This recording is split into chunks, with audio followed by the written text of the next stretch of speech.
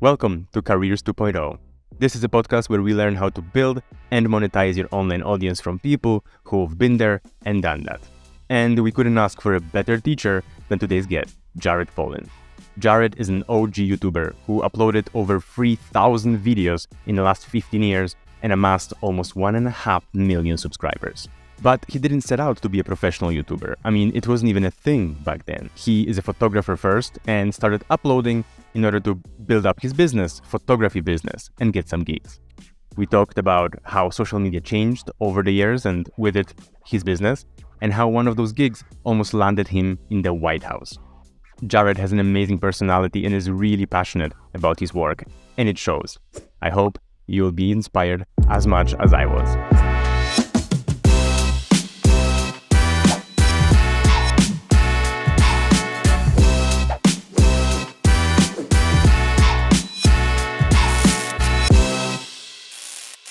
Hi, Jared. Thanks so much for joining. No problem. Thank you for having me. Listen, why don't you like the term influencer? Why don't I like the term influencer? I just noticed that you are very precise, that you want to call yourself a photographer who makes YouTube videos, you're an educator, but when someone mentions an influencer, it doesn't sound that good to you. I call myself an influencer today in some sense because I actually do influence people, right? I'm not one of these people who sets out to be an influencer. I'm a photographer who so happens to make YouTube videos, which is how I explain to people what I do. Because I've been a photographer since I was 13, and I've made YouTube videos since around 2010, 2009, a little before that. Yeah. And it just has morphed, right? I'm a photographer who so happens to make YouTube videos where I feel that other people who make YouTube videos in the photography sphere are people who make YouTube videos who so happen to take pictures. So who did you set out to be when you started in content creation, YouTube basically? Well, my whole idea when I first started was that if I created content, put out work that showed the work that I do, the pictures that I take, that people would then try to hire me to do photo jobs. And that didn't happen. What happened is people started asking me questions. And so because people asked me questions, I made videos about every question they asked. So if they had a question about Photoshop or Lightroom or how to do this with the aperture or shutter speed, then that's what I would make a video about. Because if that person had a question, then someone else is going to have the same exact question and they'll just search it out. But back to the influencer thing, there's a lot of fake influencers or wannabe influencers, people that think they are, but they have no influence over anything other than calling themselves influencers. So it's a little bit like with celebrity, right? You're known for being known. An influencer these days is like someone who's known for having followers, but nothing above that.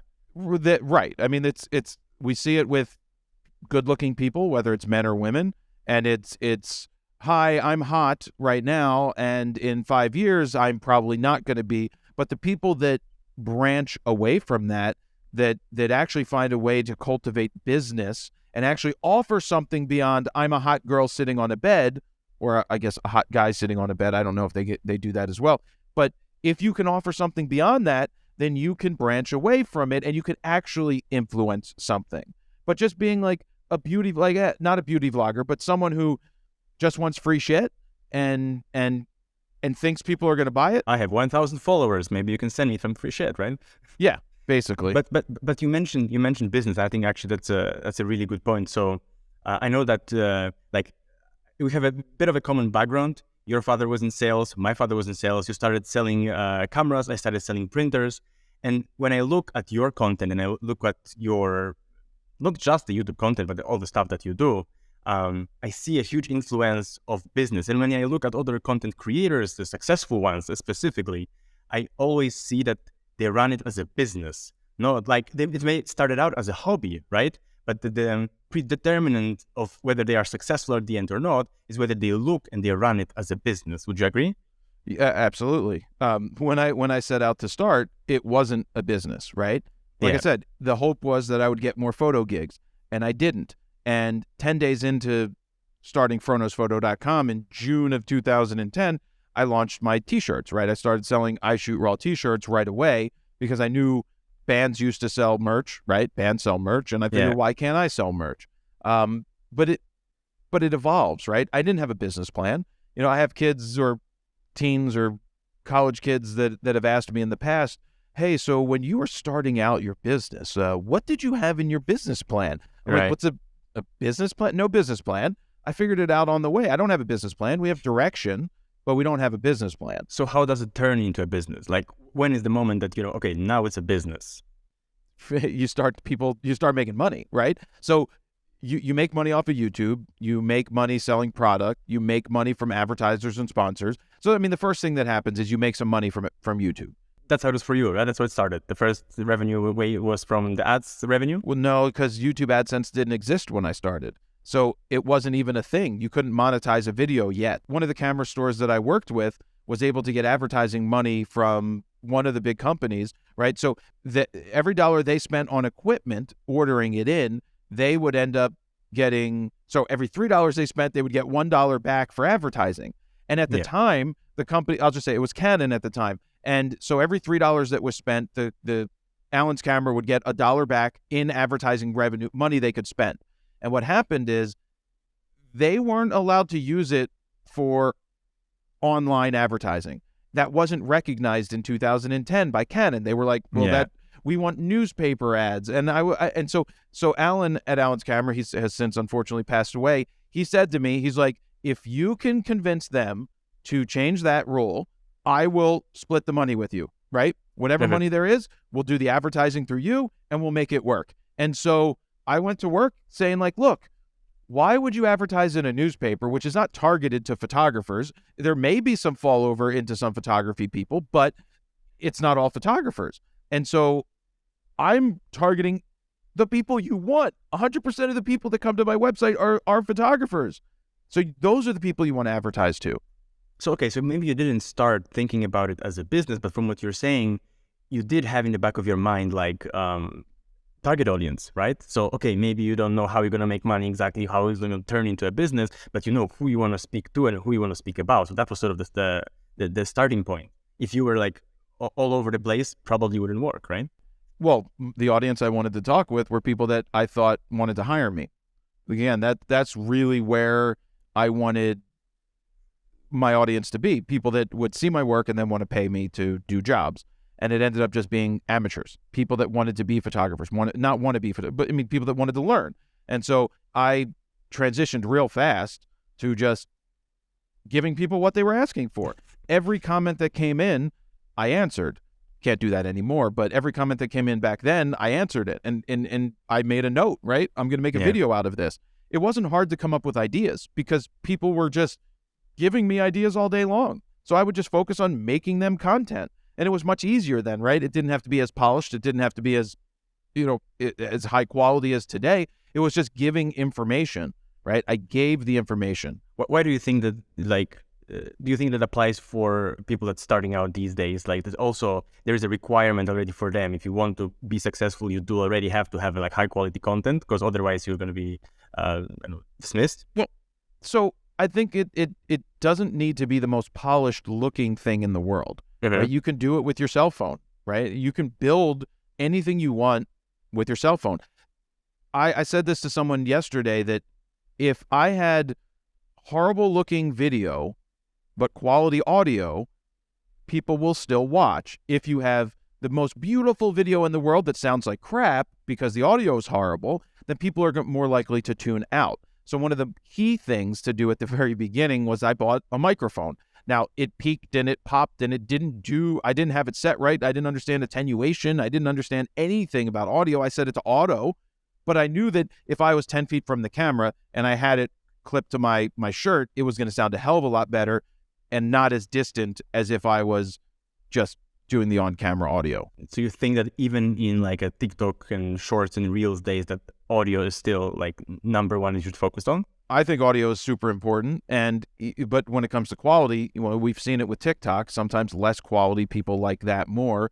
But you want to talk about influencers. You really want to talk about influencers. You talk about how TikTok is fake influence. There really are very few people in that industry that actually can wield influence.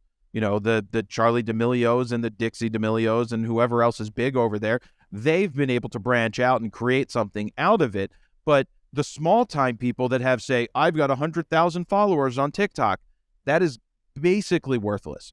it's basically worthless because they're not real numbers. What is your advice to people who want to branch out but don't exactly know how? How do you monetize? Well, we can get to monetizing. Branching out and monetizing are a little different, but you have to pick the right platforms. And yes, there's a ton of people on TikTok. We know there's a ton of people, but you know that TikTok is not it's searchable, but they're serving you what they want to serve you.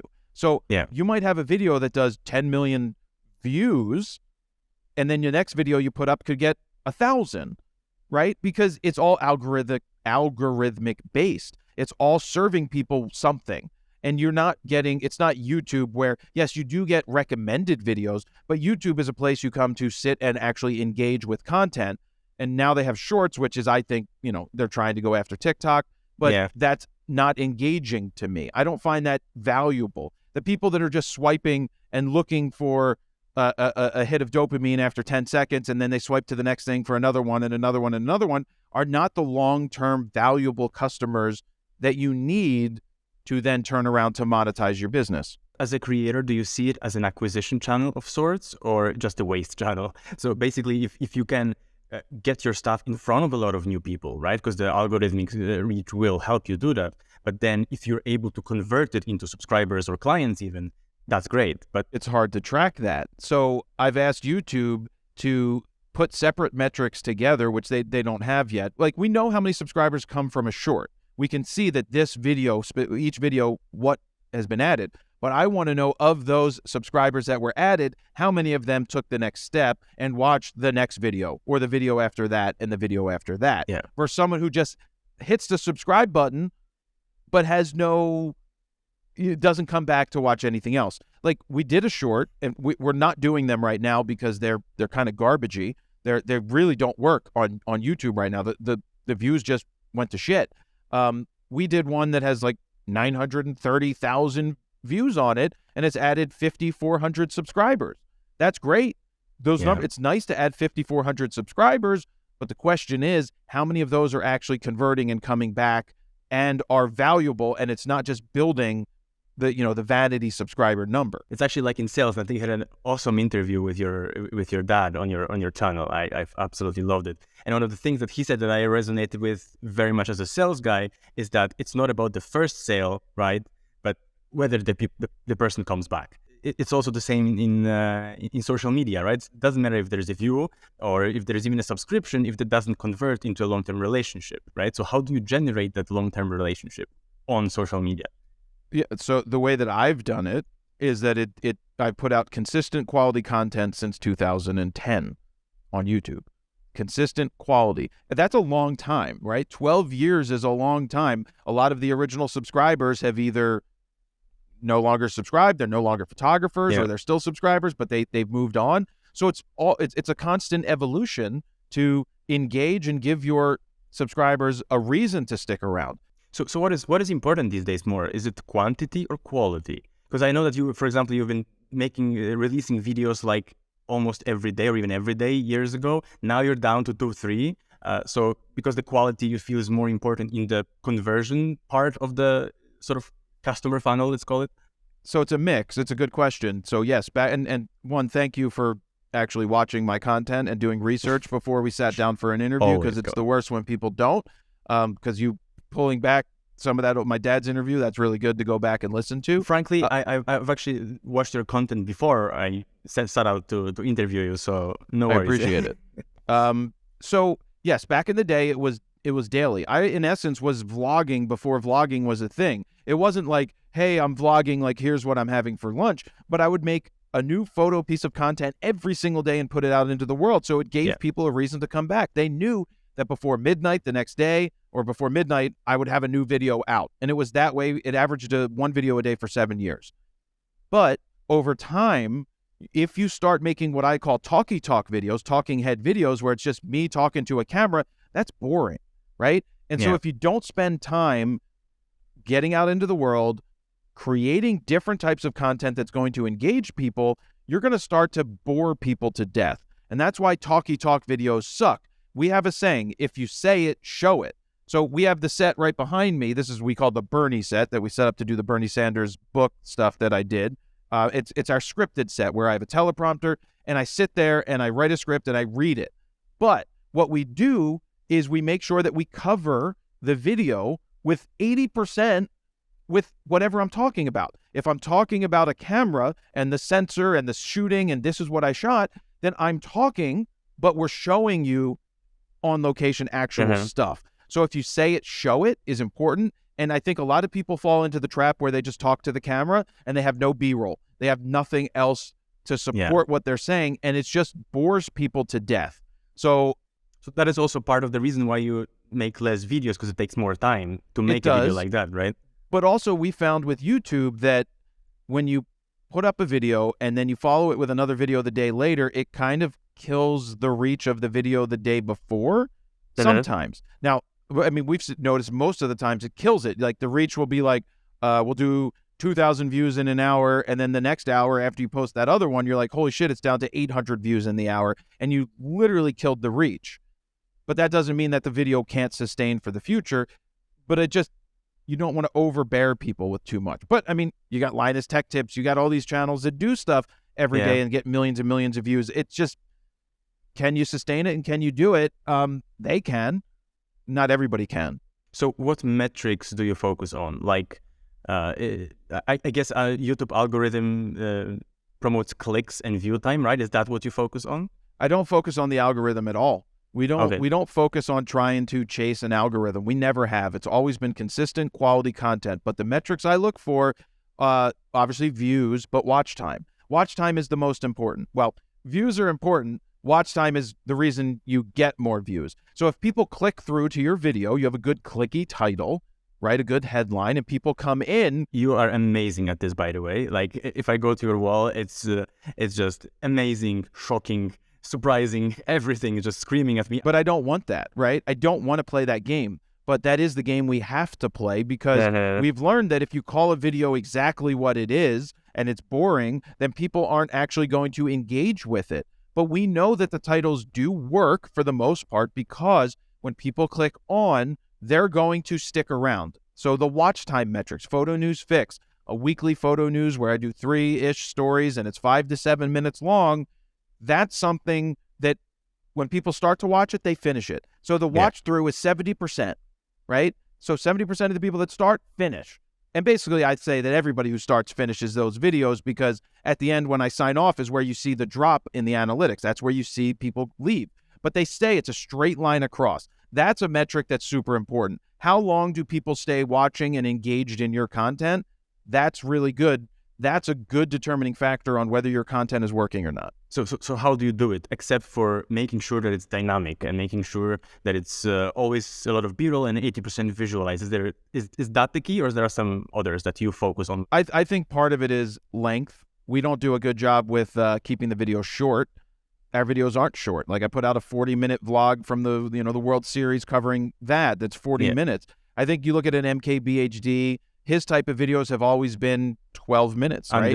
Under 15, Right? So that attempt to do that, and sometimes, but I also feel like I'm not able to deliver enough information. I feel that you can deliver a review in 18 minutes or 15 minutes. You can do a good job, but sometimes I want to go deeper. And I do talk, and I do show, and I do explain, and we have good content to go with it. And just sometimes you just go a little longer. I also feel that not everybody wants the lowest common denominator, dumb content, right? I don't buy into the metric that, or the idea that people have short attention spans and it's getting shorter and shorter and they want TikTok, because look, Vine was 6 seconds when it started. 5 seconds, You had 6 seconds to get a point across, and people did, but it's not. But those people have branched off into making other content. They grew, like the Logan Paul, and they started in that area. And King Batch, they started in those spaces, and they were able to transition. When I watch Mr. Beast video,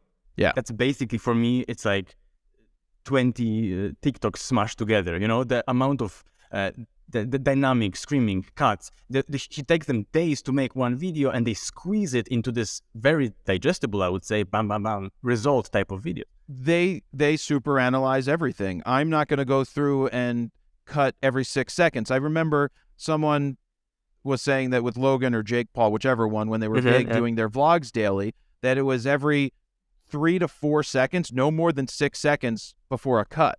So they constantly were cutting, which keeps people, they can't go anywhere. We do that with Photo News Fix. Photo News Fix is a fast-moving episode. So there's always, we're cutting other things in, but we're not going to sit there and make a review and be like, oh shit, it's 4 seconds, we need to cut again. So if you're after entertainment or a quick laugh, then sure, 6-second stuff is great. But when you want to provide valuable information to a review or a step-by-step guide, you shouldn't do it, and you should trust people to go after your quality content rather than the quick laugh or quick entertainment. And they do, right? They will stick around. Like my vlog, yes, it's long at 40 minutes, but the average watch time in the first day was like 12 minutes, right? That's 12 minutes, and that's average. So that means some people watch longer and some people clicked off and didn't watch it. It also means that maybe someone clicked off and will watch it later. So I look at that metric. To get 12 minutes of watch time in a video is pretty good. That means on average that people are sticking around. But each piece of content's different, right? Do you want to do a 3-minute piece of content? Then you're going to make it quick and engaging. Do you want to do a 30-minute piece of content? Like we've got hour-and-a-half videos, and I tell people there's different types of content depending on what you're going for. There's long burn videos that are going to gain views over a long period of time versus short burn, like Photo News Fix is a video that will live for a week, and then after that, those views are basically die out because that's news that's not topical after that point. And this is the rub that people get into. They're always chasing the algorithm. They're always chasing those quick views fast. They want them right away. And that's something that YouTube kind of values because they make more money off of ads at the beginning than they do in the long run. But you can't look at the YouTube metrics all the time and be like, well, this video didn't do well, but because that video is meant to last, it be evergreen, to be paying dividends into the future. Would that logic also be applied to not only how the video itself is cut and looks like, but also the title and the thumbnail? So yes. if it's like a, on one hand, the quick pace video would be more clickbaity one. It's not clickbait if it works, but more newsworthy. Clickbaity. Yeah, and then on the other hand, let's say a review or a guide would be something that is more SEO optimized, so people can search for months and months to come. Yep, that is correct. So like the hour-and-a-half long user guide video that we do we're going to be doing one for the Canon R6 Mark II. We'll do that, and it will get like 8,000 views in the first day, which is abysmal, right? That's like punches you in the face. But and YouTube's like, oh, this video is a 10 out of 10, meaning it's the worst video of your last 10. And so YouTube does shit like that on the back end. It's like, you suck. Your video's not getting as many views as before. Maybe change the title. And I'm like, fuck you, YouTube. Maybe think about this as a long-term video that's meant for long burn. But those videos that are user guide videos are ones that will last for 5-6 years and have 500,000-600,000, 1 million views by the time they're done. They're also the largest source of new subscribers for me. I don't dive deep into the analytics, but every once in a while I'll go in and look and see where the most subscribers come from, and they're mostly gained from that informative, educational, beginner content. Because we know that someone who buys that camera is going to search how to set up that camera. They're going to happen upon my video. They're going to be thankful that I made this hour-and-a-half long free video showing them how to use their camera the first time. They're going to subscribe and then hopefully watch more content and then hopefully buy the presets that we're promoting in there.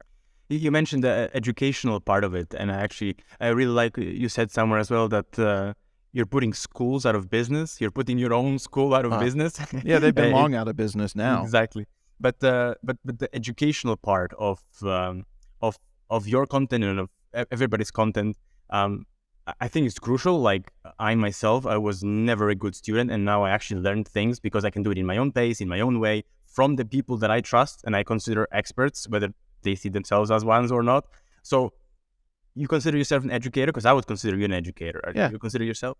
Yeah, So what makes a good educator? Are you able to get the point across and that people can get it and it clicks in their mind? So for me, it's always been, like Mr. Rogers. I don't know if you guys watched Mr. Rogers back in the day, but Mr. Rogers, Bob Ross, Well, Bob Ross, it was always just, for me, it was Mr. Rogers was hands-on. He would take you to the factory. He would show you how the bread, how the stuff was cooked. right? That take you behind the scenes to show you how it's made. And so for me, it's always been hands-on approach. I want to show people, I don't want to tell people. So if I'm telling them or showing them how I'm doing something on location, I'm showing them right inside my camera because we record the EVF. You see my settings change. You see where the focusing points are. You see it, and it's not just me telling you about it. And I find that that's a better way for me to teach and a better way for some people to learn. But there is also some people don't want to share what they know, either because they are not confident enough to do it in front of the camera, in front of people, or they want to protect their knowledge because it seems special and they will lose something if they share it. And I know that you felt like it the same when you started, but then you somehow made a switch and decided, okay, you know what? I'm just going to share it all, tell people all I know. Why and how do you make that? Why did you make that switch? Because I was being an asshole. I was being an asshole before.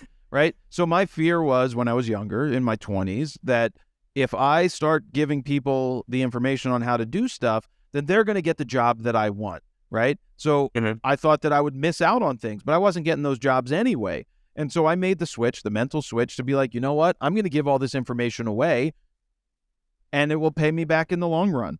And it did, right? I don't make a living as a photographer. I make a living through photography by making content making content about photography. And that's a thing that we'll say real for working photographers, some of them get upset about. You're not a real working photographer. No, I'm not. But guess what? I get to shoot whatever I want when I want to shoot it, and I don't have to get paid to do it because I get paid on the back end by making money off of the content that I make. So I get to shoot what I want when I want to, which I think is the dream of every photographer, that I'm not beholden to some person that's like, oh, we need you to come shoot this and we're going to give you like $100 to do it. That job also gave you some amazing photography gigs. let's be honest. Bernie or baseball, I mean, those are amazing things that probably wouldn't be possible, right, if it wasn't for that. So it opens a lot of different doors. It would be very difficult if I didn't build what I've built.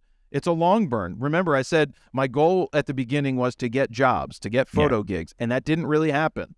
But then, all that hard work that I did, a decade leading up to it, you get the call from the Bernie campaign, right? You have someone who watches your content who can help you get passes to something else. And it's just, it takes time, right? The stuff takes time. You mentioned money. So if you went there, let's go there. How do you make money these days? Like where the money comes from? Yeah, I mean, well, monetization is always a thing. If you're going to have a business, you need to figure out how to make money. And I always tell people it's not just one form. There's been a lot of YouTubers who were super successful in having a large following, but couldn't monetize it. A lot of it was the comedy channels. And that's why comedy channels have died off, because how did they monetize other than just making money off of YouTube? Now, you can make a shit ton of money off of YouTube if you get enough views a day for your AdSense to be your primary, like a Markiplier, right? Markiplier, awesome sounding guy, does all those video games, tons of views, makes millions of dollars a year off of YouTube ads, doesn't need to do much else other than that. My channel doesn't, right? I get 1.5 million, 1.5, 1.7, under 2 million views. During the pandemic, we were up to 3 million views because more people were at home watching, and our revenue doubled. But I can't pull in that much money on YouTube to sustain a business with 2 employees and subcontractors and other things. I made a whole video about how I made $1 million on YouTube through YouTube ads. And then I break it down. I show people that if you average this out across the 12 years of doing it, it would only be like $69,000, $70,000 a year on average. Now we did like 150 grand or something in YouTube revenue last year, 160, and it's going to be less this year because we have less views. But if that was our main source of income, it would be very difficult to run a business. You have merch, you've got presets, you've got sponsors, you've got the advertisers. You have to have 5, 6, 7 different sources of income. I mean, every successful business will tell you that you don't have one source of income, because if that source disappears, your business is shit. It's gone. So, of course, you have to diversify. Here, I'll run the numbers here. Number one, where does the most money come from? Sponsors and advertisers, right? Brand deals. Yeah. That's number 1. 2, presets. Presets all day. Selling our own products. Selling my own digital products is light. I don't have to do very much. I sell the product and you guys send the digital file. People send money. The file already gets sent automatically. I don't have to do anything. It's not heavy lifting. I mean, you have to do all the work to build the product and also cultivate a following. That's the second largest one. YouTube revenue is somewhere down on the list. I mean, really, the biggest ones are the sponsors and advertisers, but the most important one is your own products. Because when you control your own products and you put out your own products, you make all the revenue from your products and you're not beholden to someone else. Should the audience come first and Audience the product first. should match the audience? No. Yeah. No, audience first all day. I remember when I started and I built an email list, and it was like the people that I knew from the internet marketing world, they're like, oh, you have 5,000 you have 5,000 subscribers to your email list now. It's time to sell something. And I was like, no, I'm not selling something yet. I'm not ready. I don't have a product that I like. I don't have something that I want to sell. I mean, part of it is sometimes I'm afraid, not afraid. I'm just hesitant to do things, or lazy that I don't want to create the thing, but I know once I do that it's going to be good. I didn't start selling something until 2012 and it was like the end of 2012. I was selling the Fronos Photo Guide to Getting Out of Auto. It was a 3-hour video product teaching people how to get out of auto. It still sells today, right? That was an unbelievable piece of content because it was at a time when people weren't selling digital products. There were very few people were able to sell digital products because they were still just physical. I would say I actually sold DVDs at the time as well as digital downloads because I knew that some people they didn't have fast internet. But that product, very quickly in the first couple of months, it was like $50,000, $60,000 of revenue. Do you remember what kind of following or audience you had at the time? Yeah, I had 100 plus, maybe 100,000 subscribers, if that, on YouTube. But my email list, exactly. Yeah. Oh yeah, email list was, I mean, it probably was, 20, 30, 40,000 maybe. So the way that we're able to sell a shit ton of presets day in and day out is the fact that we make sure that in the content that we create that we know is going to be long burner, we know is going to be popular, we make sure that we plug our own stuff. A lot of creators are afraid to ask for the sale. They'll take the $1,000 or $2,000 plug from some shitty company and put that in there, and that's fine. You're getting paid today, but there's no long-term residuals for you. So if I do a review of a lens, I know that video is going to be searched out for years down the road because that lens isn't being replaced anytime soon. So I know that somewhere in the middle, I've cut in, I go, hey guys, let me jump in here real quick to show you a picture taken with this lens and edited with FroPack 3. Then I go through, and this is 30 or 45 seconds at max. And yeah, we'll see a drop off. You may lose people, but those people that you're losing may be actually going over to your website to buy your preset because we can't sell it directly in YouTube. But we ask for the sale. And so what happens is when you've got 500 videos over the last 3-4 years that have a plug for yourself, and someone sees a video and then they see that plug, they're more apt to buy it. So now you start to build more sales over time without having to do as much because your old videos are paying dividends. You started monetizing your audience quite late. It has to be said, right? 40, 50,000 email subscriber, that's quite a lot to start monetizing. I don't remember the exact number because it was a long time ago, 2012. Even if it was 10, people have 100 followers on Twitter and they're going to smash product and think that they're going to be a millionaire. You have to deliver enough value first to give people the reason to want to give you back. Well, Gary Vee back in the day when he was like the give, ask. So you give so much value that over time, I mean, it's common sense. It's not reinventing the wheel, but you give so much value over time that someone is willing to buy something when you put it out, even if they don't need it, because they've gained a lot of value or entertainment from what you're doing. That's what you're looking to do. Value, entertainment, people will pay you back. So if you ask for the sale too soon, then you're just wasting it. I think you need to grow first. You need to give people a reason to thank you, and then you ask for the sale. And I know that a lot of creators that I talk to, because I talk to a lot of the other photo creators in the industry, we're sounding boards for each other, that they are afraid to ask for the sale. They think they're going to alienate someone. They think that they're going to upset someone by asking for the sale. The problem is if you don't ask for the sale, you'll never make enough money to continue to do what you want to do. And people, if someone gets turned off because you're asking for the sale or you're doing a plug for yourself, fuck them, right? If they don't Yeah. want to engage with your content anymore because you did a 30-second plug for yourself in a 20-minute video where you're giving them free shit and free information that they're learning from, they're not the right people anyway. So Totally agree. Totally agree. Support your creators for sure. But you mentioned something interesting. You mentioned that you're with other creators, like a soundboard for each other. Yeah. Is it there is no competition between you guys, or there is some in some ways and not in the others, or? I mean, I'm competitive, but we don't have control over the competition. It's not like we're on the field playing a sport and I can be stronger and do better or train more. If the search engine results are a field, then you kind of are sometimes. Right, but if you start playing the game of trying to chase the algorithm and you play a game of chasing that, then you're leaving stuff on the table that is long-term value. So if all you do is make content that is meant to be engaged with for a week, you're going to have to keep doing a lot of work. Like Casey Neistat, you don't go back and look at a vlog from, 5 years ago. He needs to, and he's back again doing content. He needed to engage people every single day, and they did, and they came back every single day. But once that video is done, that video is done. Yeah. So there has to be a mix of content. There's the content that engages people today. There's content that engages people tomorrow. There's content that you do just for you because you want to do it. You actually mentioned Gary Vee. That's an interesting conversation. What is your view on like the ultimate hustle culture, right?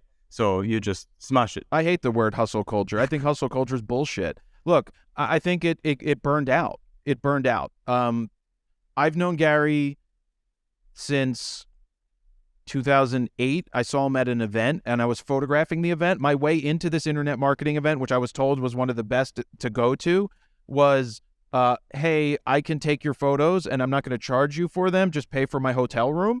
And it was in Washington, D.C. And I ended up they said, sure. And the great thing about that is it's all about networking, right? Yeah. Who do you know? How do you so I didn't want to see Gary Vee speak because all I knew of him back in 2008 was he was this obnoxious New Yorker just yelling and cursing. And I'm like, I didn't want to do that. But then I sat and I listened to him speak, and he was the first person in the internet marketing world that I encountered to get up there and say, there's no secret to being successful. No one can sell you a product to help you, that's going to make you successful. You need to be good at what you do. You need to do quality, consistent stuff and put it out into the world. So isn't that hustle culture? Exactly. No, hustle culture is overdoing it. Okay. Hustle culture is thinking that you need to be on an airplane 5 times a week, flying in and flying out, which is what he was doing for a long time. And you don't see his personal life. You never saw how did that affect his life. Yeah. I'm not questioning that Gary's tremendous at what he did, building his brand, from the wine library to everything. Awesome. I know this is all over the place, but he used to be like, if you're not making 100 pieces of content a day, you're being left behind. That was bullshit. You can make a video and then you can make a meme out of it. And then you can cut it up and make audio out of it. Then you can do this and then you can do that. Prime example. Look at his YouTube channel right now. He's got over 4 million subscribers. And so what? But he's doing about 3 million views a month now. Mm-hmm. Because the video, he transitioned to doing shorts. So yes, he got over 10 million on Instagram by switching his content from photos and with influential text on it to putting up video and then using Reels to grow, and then TikTok repurposing the same thing. But to me, the mistake has always been, and he used to say it, is you engage differently on Twitter than you do on Instagram than you do on YouTube. And I think he fell into his own trap of putting the same information on all the websites, and his YouTube numbers fucking tanked. 3 million views in 30 days is terrible for a channel with 4 million subscribers. If you go through and you look at each video, the shorts are getting 6,000 to 7,000 views. A regular video that's long form is getting 12,000 views or 18,000 views, and maybe one will pop to 60,000. But in the heyday, they were popping much more. I don't know. For me, it's basically FOMO. Like fear of missing out. There's a new app, there's a new way, and I have to jump on it, and I have to do it. Like I have to be everywhere, do everything all the time. Or like there was some Mrs. Harmozy or whatever. There was a viral tweet that went recently out, and with her screenshot of her calendar that is full from like 8 a.m. to 8 p.m. and that sucks. Full of meetings, full of and she describes it like I go to work, I have meetings all day, then I hit the gym, and then I go to sleep, and that's it. For me, that sucks. It's not sustainable. It's not a right? sustainable thing. How do you manage the work? Like you have so many things, so many pieces of content. Of course, you have two team and a subcontractors. I get it, but how do you manage your own work, your own workload? Well, part of it is I'm single, don't have a family at my age, and I think that plays a part in it, right? Yeah. That's neither good nor bad. There's pros and cons. The grass is always greener on the other side. I've been able to build the business to sustain it in such a way that I can do it. I can go out to dinner every night if I want to, right? Like that makes me happy. I don't buy toys. I'm not a toy buyer. I just buy buildings, right? I buy property. That's what I've bought. And how do I do it? I've got those 2 employees at work. We've built it to such a place that I've been doing it for 12 years. I've become established in such a way. I don't think I've gotten, people have become bigger. Like Peter McKinnon comes along in 2015 and blows me out of the water in a matter of a year. That was damaging to my mental state. That was very damaging to my mental state to have someone come along at a certain point in the world that I'm in and just totally obliterate me. And it took me a while to mentally come to grips with the world. The YouTube world changed and a lot of stuff happened. And it also helped me discover that I needed to change my content because I was doing a lot of talky, right? I was doing less quality and I was still putting out quantity, but it was just talky bullshit that would bore people. And then we revamped it, and anyway, our views did much better.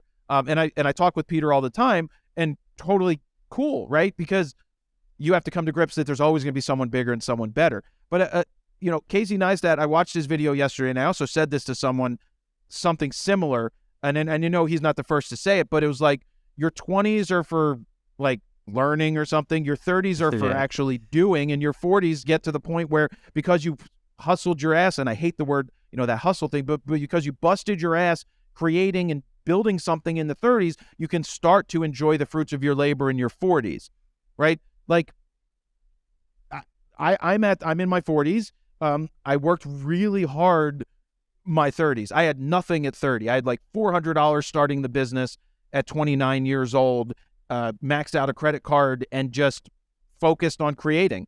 Was that a detriment to my personal life? Maybe, right? Would you do it again? I wouldn't want to do it. I wouldn't want to have to rebuild everything again. I think most successful people like, that's fucking hard. It was a lot of work, right? Yeah. I didn't know any better. I thought 20,000 subscribers and 1,000 views on a video or 2,000 views on a video was awesome. So I had no framework to could I do it again? Sure. I could do anything I want. I can put my mind to something and focus and do it.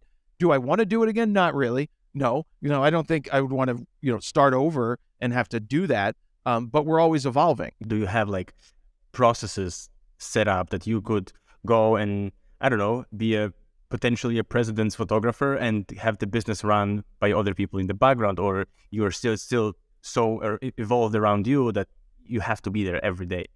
Well, I used to think that if I missed putting up a video in a day, that all of a sudden everything would come crashing down. And I think that's a feeling that a lot of creators have, that if I don't do X, Y, Z, that it's all going to end. But I haven't gone more than 4 days or 5 days at the most, not putting up a piece of content, putting up a YouTube video, right? Ever. I haven't taken 2 weeks off, ever. I don't care about taking off. Like, I'm not a vacation guy. If I go somewhere, if I go to Paris, I'm going to make a vlog out of it because I don't like sitting around. But to me, that's not even work, right? Is it work for me to review cameras? I mean, creating the content, there's work involved, but holy shit, I get to do this every day. It's not exactly a bad thing. Right? It doesn't, but I don't want off time. I don't like downtime. So I always like creating. It's not work to me at this point. And I've gotten to a point mentally and stability wise that, the burnout thing was a thing for people. And it was a thing for me at some point where you just start getting really pissed off. And now we're at a place where, no, it's not as bad. So what worked? Was it outsourcing the things that in terms of work were actually felt like work? It was letting go of certain things. It was more mental. It was more letting go of, chasing certain numbers. Some videos are going to work and some videos aren't going to work. It's frustrating to think, but it's also, you think you put out a video that you spend a lot of time working on and it gets 30,000 views and you're like, well, that sucks for me, but 30,000 views for someone else would be great. Still sucks for me because that's not great. But then you put out another video and you get 150,000 views and you're like, okay, right? Like that worked. And so, as long as my employees are happy, as long as I'm able to go out to dinner, because I like to go out to dinner, and have what I have, I'm good. I still want to grow. I still want to evolve, but I don't, what do I want to do this forever? I want to create forever. I don't want to stop. How does evolving look like for you? I know you mentioned some maybe long form Netflix style documentary content. Is that what you're aiming for? That would be one thing. It would be something to utilize time that way to create something bigger that, is it about money? It always comes back to money sometimes. Yeah. It shouldn't always be about it. Money just buys you time, or no, it doesn't buy you time. Money just frees up certain things so that you can get what you want. But the one thing you can't buy is time. Everybody always tells you can't buy more time. So it buys freedom and to security, free up and security to free up your time. I mean, Ryan Holiday, another person I photographed, talks about in all his books, like, saying no is okay.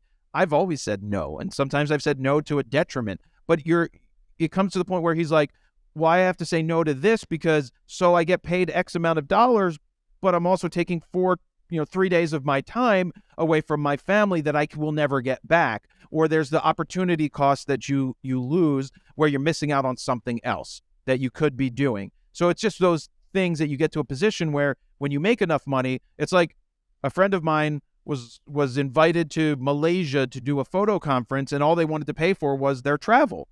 And I'm like, no, that's like 5 days or 4 days out of the office or from creating, and you're not going to get a lot of value out of that. Hey, you can do anything for exposure, right? Right. But it's just, you gotta look at it as, where's my time best spent? And sometimes it's saying no to those things. Like the World Series, I actually had something that was planned November 1st to November 3rd. It was this thing. I was going to get paid a good amount of money to do it. And then the Phillies made the World Series, and they were going to play on the 1st, 2nd, and 3rd. And I called this company, and I'm like, look, this was unfortunate. Yeah. I really want to do this thing that I said that I would do, but this is one of those opportunities that I need to pursue because these things, you never know when they're going to happen. And some of the other people that I was telling, I'm like, this is what I was going to get paid to do this other thing. They're like, you didn't want to do that? I'm like, so I would make more money. So what? I make plenty of money. And I don't mean that in an arrogant way. Yeah. We make a good amount of money doing what we do. I've worked my fucking ass off to get to the point that we can sell presets day in and day out without having to do very much, right? Without having to feed the system. And do you have to actually, like, how often do you release new products? Like, or you're running Not enough. Not enough. So Not you think enough. you can make more money if you make more newer presets Absolutely. or whatever? Yeah. Right. If I did a membership program, which I don't want to do membership because I don't want to be beholden to putting out that content. I don't want to have to be beholden to be like, oh shit, once a month I need to put out this type of video. It would work, but I like selling one-off. I like selling the products. It's cool to hear that you're just not, like, clearly you're not just doing it for the money, you're doing it out of passion. And so I'm interested to know, where is more passion? Is it a cool shoot that you're invited to do even for free, but it's a dream come true and it's more excites you more that the content creation allows you to do it? Or the other way around, it's like the content creation and the education part of it is the thing that drives you? Well, it's multifaceted. I love the fact that I can help people, right? I love the fact that I can give back and help someone, give them a camera, give them a lens that they might never have had, and then hear from them 6 months down the road to be like, I just got my first job, or I am working for this company now because of something that you did. People come up to me or send me messages all the time that's like, I learned photography through you, and without that, I wouldn't have been able to support my family. Now, we don't get to see that or hear that very often. We get a lot of negative comments. We get a lot of, and that's the shit that we hear and we see without getting the other stuff, unfortunately, but the other stuff is there. But I do like having access. I like being able to go do a photo shoot for a Bernie Sanders. I like being in the rooms with these interesting people. I like making those connections. So yes, I like making money. I like helping other people. I also like being seen as the photographer that's doing this stuff. For me, it's the game. A lot of things are games. They're challenges, right? I like to see who I can get to next, right? 6 degrees. Who can I get to? Who do I know? Like, I do a photo shoot for someone who's interesting. I love being around successful people. They're great to be around. You learn so much from them. I'm also giving them something that's of value to them, and they in turn have value for me. They also make another connection. So I can get to almost anybody in the world in a matter of 2 phone calls at this point, 2 or 3 phone calls, because I'm going to know someone who knows someone that can help me get to someone. So I like the aspect of being seen or being in those circles. I like that. That's vanity. I also really like to spend time with successful people and with great people, and that's why I'm very happy that I got to spend this hour with you. That was that's really awesome. I really appreciate it, and I feel like there is so much more to say. So I hope that you'll come back one day and share some more stuff. I like talking. When you have good questions like you did and do your research, I'm more than happy to just have a conversation. Thank you so much. Let's do it again then. Sounds good. Thank you for having me. Thank you. Well, I've got to say, hearing such kind words from Jared meant a lot. I hope you enjoyed the chat as much as I did, and will join me in the next one when we learn from more amazing personalities giving more invaluable advice. And until then, please help us out. Share your feedback, share the podcast, and subscribe. And I'll catch you in the next one.